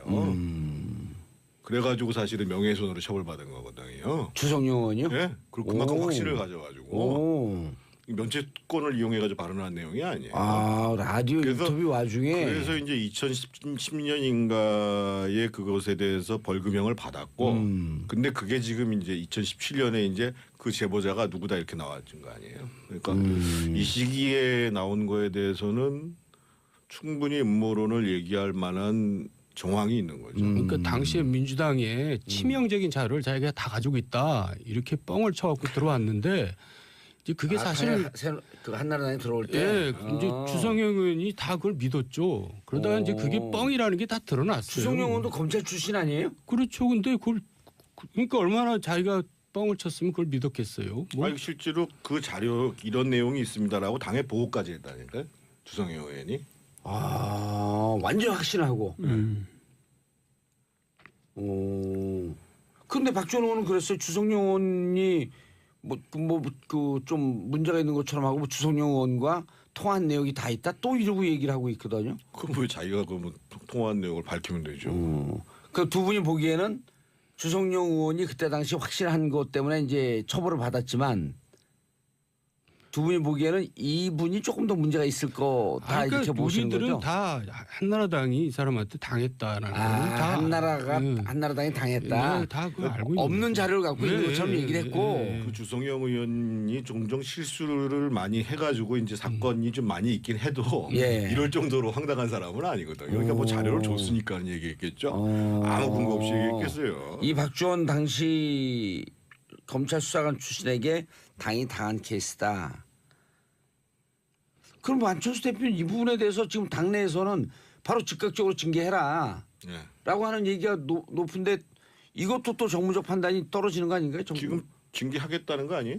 근데 처음에는 이제 무슨 진상조사 예. 얘기하다가 일단 바로 이제 징계하고? 징계하는 걸로 가겠죠.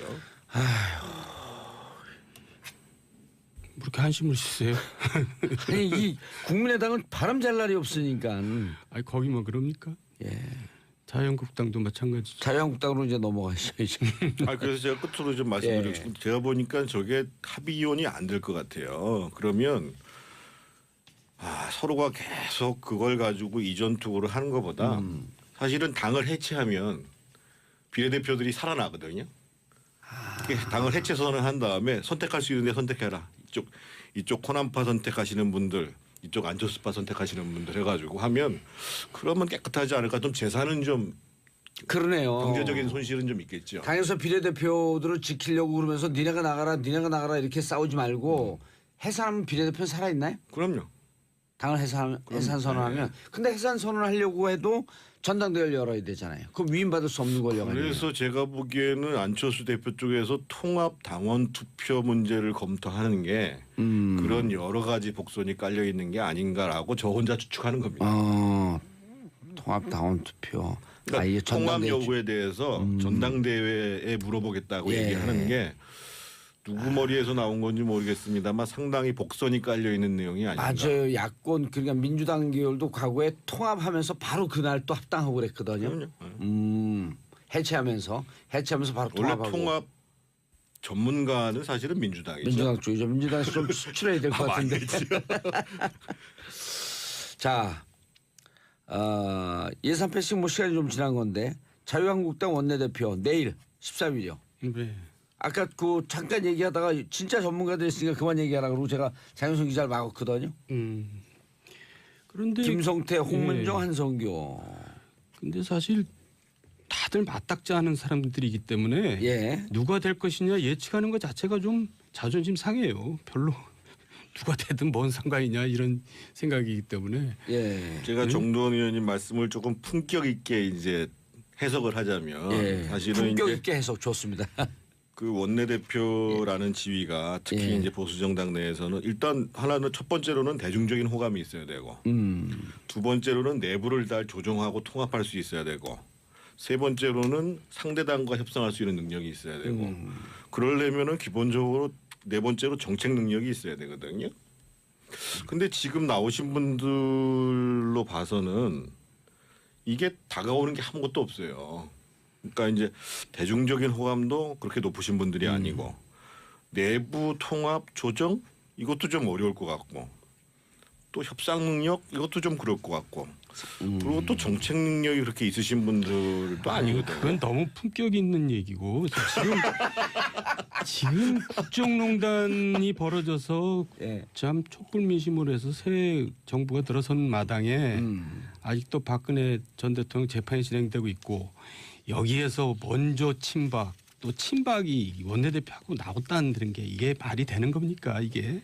그러니까 이게 한나라당은 참 자유한국당은 이거는 정말 미래가 없는 당이라는 걸 보여주는 거고요. 또 김성태 후보도 마찬가지잖아요. 거기 친후로 알려져 있잖아요. 저 자유한국당 욕하고 나갔다가 이제 또 분리하니까요. 바로 또 돌아왔잖아요. 그 철새 뭐 국민들이 이제 제일 싫어하는 또 철새 노릇을 했는데 이런 사람들이 원내대표 한다는 게 누가 그 관심을 갖겠어요. 근데 지금 가장 그 유력한 거로 보던데 김성태 의원이. 저는 조금 다르게 보는 게요. 지금 이전의 대립 구도는 친박과 비박의 대립 구도였잖아요. 예. 근데 이제 어떤 문제가 발생했냐면 지금 홍준표 대표를 제어하기가 어려워요. 홍준표 대표를 견제하기가 어렵단 말이에요. 근데 지금 벌써 이미 이제 지금 그 아마 제가 보기에 이 원내대표 선거 때문에 미루고 있는 모양인데 지금 이제 당무감사를 해서 원내 당협위원장을 물갈이하겠다라고 이미 공언을 했잖아요. 근데 원래 그것을 이제 12월 초에 하기로 했다가 지금 안 하고 있는 이유 중에 하나가 그것을 딱 열어놨을 때 예. 판도라의 상자를 열어놨을 때 친박들이 야 우리 진짜 다 죽이려고 그러는구나라고 생각할 수 그런 이제 경계감을 줄 수 있으니까 제가 보기에 좀 늦추는 것이 아닌가 이런 생각이 드는데 건을 늦췄다. 결국은 그렇다고 본다면 친홍이라고 할 수 제가 지난번에 말씀드렸잖아요. 실질적으로 친홍이라고 할 수 있는 의원들의 숫자는 그렇게 많지 않다. 그렇게 되면 나머지 의원들의 제일 관심은 다른 게 없어요. 자기 자리 보존하는 거거든요. 그렇게 되면 홍 대표를 좀 견제하는 방향으로 투표를 해야 되지 않겠냐라고 나올 수가 있고 또 김성태가 원내대표라는 것이 또 그런 역할로 일정도 할 수도 있잖아요. 그래서 제가 보기에는 생각보다 김성태 의원이 유리하다 이렇게 보기 쉽지 않을 거라고 그러네요. 1차 투표에서 만약에 안 되면 홍문종과 한성교는 단일화할 가능성이 없잖아요. 아니요. 1차 투표에서 안 그렇죠. 되면 한 명이 떨어지니까. 한 명이 떨어지죠. 표가 이제 몰리게 되죠. 근데 이제 그 개인의 경쟁력 또는 호감도와 관계없이 그런 견제 심리로 투표를 하는 사람 입장에서 봤을 때는 소위 주류라고 하는 김성태 의원을 투표 안 할 수도 있기 때문에 생각보다 그렇게 만만치 않을 것이고 예측 불가의 상황이라고 보는 것이 아까 이 장윤준 기자가 거의 지금 저하고 비슷한 분석인 거죠. 그러네요. 그럼 1차에서 예를 들어서 홍문종, 김성태 의원이 포함되고 홍문종 의원이나 한선교 의원 둘 중에 한 분이 떨어지게 되면 그 표가 남아있는 한 분에게 더 몰려갈 가능성이 있다. 김성태 의원 김성태 의원이 1차에서 과반 투표 못하면 안 될 수 있다. 근데 1차에서 과반 못할 가능성이 높지 않나요? 세 분들이 좀 비등비등하지 않아요? 내일이니까 뭐 내일 지켜본다는 거지. 그래도 궁금한데 이런 관점 어떻게 보세요? 결국 친홍 비용 아니냐? 근데 그 지금 정태근 의원은 친홍 비용이 뭐가 있냐 그게? 그렇죠. 결국 자기 이제 그 생사가 어떻게 될 것이냐 거기에 다 관심을 갖고 이제 이해관계를 따지겠죠. 자기 생사라고 하는 것은 지금 그 예를 들고 원내대표가 되고 그 다음에 이제 바로 뒤에서 이어질 당무감사 그리고 지역위원장 예. 여부. 근데 의원들은 당연적으로 지역위원장이 되지 않나요? 아니 그 꼭 그렇지는 않아요. 이게 이제 예. 이후 과정들이 존재해요. 예. 본인들은 당협위원장을 자리를 유지할 수는 있어요. 근데 이제 기본적으로 지방선거 때부터 시작해서 시도당 위원장을 선임을 할 거고 거기서 예. 지방별로 지방선거. 공천심사위원회를 구성할 거고 그러니까 이제 이게 이제 견제를 어떻게 할 것인가라는 부분들에 대한 생각이 작동을 하겠죠. 그런 것이 이번 투표에 반영될 수 투표에 있다는 거예요. 반영되겠다. 예. 자, 그 예산 전쟁 후 국민의당과 바른정당이 완전히 비판하면서 갈라섰잖아요. 그렇죠. 다시 정책연대 할 수 있나요? 이렇게 되면. 근데 김동철 대표가 예상외의 발언을 했어요. 그 지난번에 이제 그 모임에 나와가지고 그 우리 하나하나 정책 연대를 하다 보면 통합까지도 갈 수 있다라고 하는 식으로 안철수 대표 쪽으로 약간 기운 듯한 그런 발언을 했더라고요. 그분은 호남에 뿌리를 두고 있어서 반안이다 이렇게 보였던 분인데. 네. 의외였어요, 아주. 나도 그렇게 받아들였는데 그것도 무슨 원내 전략상 일단 지금 아직 또 이제 임시국회가 있으니까 필요해서 그랬는지 또 원내대표로서는 당을 또 추스릴 필요가 있죠. 그런 입장에서 그렇게 발언했을 수도 있고. 돌발 질문. 예. 바른정당에서는 더 안 빠져나가나요? 가고 싶은 사람이 있는데 지금 못 가고 있는 거죠. 지금 몇 사람은 지금 돌아가고 싶은 사람이 있어요. 지금 현재 남은 게 11명이죠 이제. 11명이 안 되죠 지금. 11명이죠. 11명인가요? 11명이죠. 예, 예. 주호영 의원까지 다 빠져나가서. 근데 제가 지난 그 정확하게 11분에 대해서 정확하게 아시잖아요 두 분은. 뭐 알죠. 예. 예. 근데 어쨌든 저 바른정당도 지금 이제 눈치 보고 있는 겁니다. 국민의당이 어떻게 돌아갈 것이냐. 그러니까 말은 뭐 그냥 뭐 의연한 척하지만 실은 지금 빨리 정리가 돼서 이제 교섭단체로 소속되기를 바라겠죠. 네. 왜냐하면 거기는 지금 저기 사무처 직원들 돈도 못 주고 있거든요. 이제 많이 바쁘니까. 비교섭단체가 되게 되면 예. 정부 지원금이 지원금이 많이 줄어들어가지고. 줄어드니까. 예. 그 좀 여담인데요. 제가 보기에는 국민의당 언론에서는 국민의당이 이번에 많이 챙겼다고 얘기를 하잖아요. 예산 과정에 대해서. 근데 제가 그 일이 있어서 이제 토요일 날 오후에 이제 광주를 내려갔는데 호남 분들도 예를 들면 지난번에 말씀드렸던 게 예를 들면 호남선 KTX 지금 이제 무한공항 경유하는 것 때문에 1조 1천억 더 들어간다고 얘기하잖아요. 그게 진짜 호남을 위해서 맞는 거냐? 이렇게 아주 비판적으로 얘기를 하시더라고요. 오. 예를 들면은 제가 이제 순천 분을 만났는데 순천만 국가정원 만드는데 한 1,050억 정도 들었거든요. 지금 그게 한 해 수익이요 125억 원 납니다. 입장 수입만. 오. 그래서 지금 순천이 지금 한 해에 순천을 관광 외지에서 방문하는 사람이 600만이 넘었다는 거거든요. 예. 순천시가 세외 수입이 636억이에요. 그래서 예를 들면 1조 1천억 들어갈 것 같으면 최근에 그 호남에서 가장 성공한 사업이 그 순천만 국가정원 사업하고 순천만 국가정원. 그리고 이제 제 처가가 있는 곡성에 이제 그 섬진강 기차마을 사업 있잖아요. 예. 아 이런 것들을 좀 제대로 만들어 가지고 그럼 국가정원 같은 거 10개 만들 수 있죠. 이 얘기를 순천 사람이 나한테 하더라니까요. 오. 그렇게 봐서는 그냥 뭐 무슨 그 KTX 만들고 공항 만들고 요즘에 이번에 뭐 새만금에도 무슨 뭐 공항 만드는 용역을 만든다고 말하는데 요즘은 국민들이 그렇게 생각 안 한다는 거예요. 무조건 돈 갖다 주는 거 그러니까 좋게 생각하지 않아요. 정치권끼리 지네끼리 그렇게 정치적 타협을 하다가 엉뚱한 예산 낭비가 빚어지는 경우가 너무나 많아요. 호남 사람들이 보기에도 그 1조 2천억 이런 부분을 정말 필요한 예산으로 썼어야지 그러니까 예전에 보면은 송정의 공항과 예. 송정역이 있어가지고 상당히 불편했잖아요. 근데 그거를 전철로 연결하니까 전부 다 역세권이 생겼잖아요. 예. 마찬가지로 한평에서 지선을 연결하게 되면 그게 17km뿐이 안 돼요.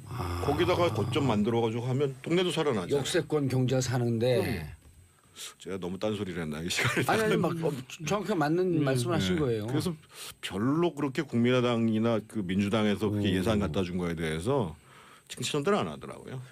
별 생각 없이 자기들이 그냥 생색내려고 가져왔다 이렇게 얘기하더라고요. 바른정당과 정책연대는 현실적으로 어쨌든 얘기는 김동철 원내대표가 좀 긍정적으로 얘기했지만 사실 여러 가지 거기도 또 그 난제가 있지 않겠어요?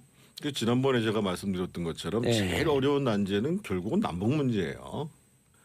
그러니까 저는 그렇게 권해드리고 싶어요. 그러네. 남북 문제에 대해서 어떻게 볼 것이냐. 사실은 뭐 법인세든 뭐든 예. 이런 부분들은 조금씩 타협점을 가져갈 수 있는데 아예 가장 어려운 문제부터 시작해가지고 우리 바른정당과 그 국민의당 통합파들이 그럼 남북 문제와 관련해서 어떻게 접근할 수 있는지를 먼저 논의하는 게 좋지 않겠는가. 알겠습니다. 남북 문제에 대해서 좀 입장이 정리가 되면은 좀 통합에 대한 얘기가 될 수 있을 훨씬 것이다. 가속화될 거라고 알겠습니다. 정돈 정태훈 의원님 인사하시고요. 끝났어요? 네, 벌써 끝났네요. 너무 많이 수고하셨습니다. 예, 자 저는 내일 10시 5분에 다시 찾아뵙겠습니다. 땡큐 피스 코리아 내일 뵙겠습니다.